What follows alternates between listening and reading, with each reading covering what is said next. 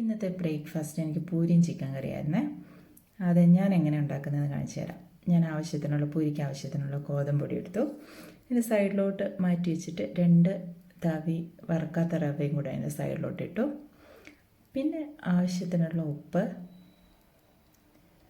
പിന്നെ 1 table spoon പഞ്ചസാരയും കൊണ്ട് ഞാൻ ആഡ് ചെയ്യുന്നുണ്ട്.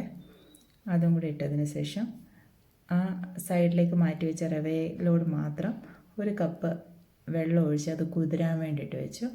അല്ലെങ്കിൽ അത് ഇങ്ങനെ തരിതരിയായിട്ട് കിടക്കും.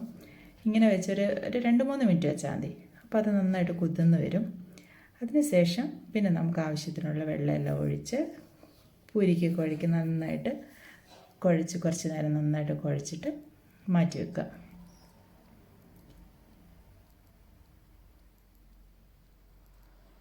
പിന്നെ നമ്മൾ എണ്ണ ചൂടാക്കിയിട്ട് അതിനകത്തോട്ട് ഓരോ പൂരി ഇങ്ങനെ ഉണ്ടാക്കി അതിനകത്തോട്ട് നല്ല സോഫ്റ്റായിട്ടുള്ളൊരു പൂരി കിട്ടും.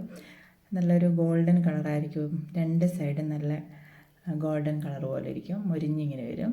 നല്ല ടേസ്റ്റിയാണ്.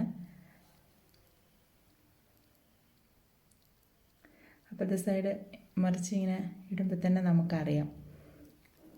നല്ല കണ്ടോ, നല്ല ഗോൾഡൻ കളറാണ്. അത്രയേ ഉള്ളൂ, പൂരി റെഡിയായി. അപ്പം പൂരി ചിക്കൻ കറി കൂട്ടി കഴിക്കാം.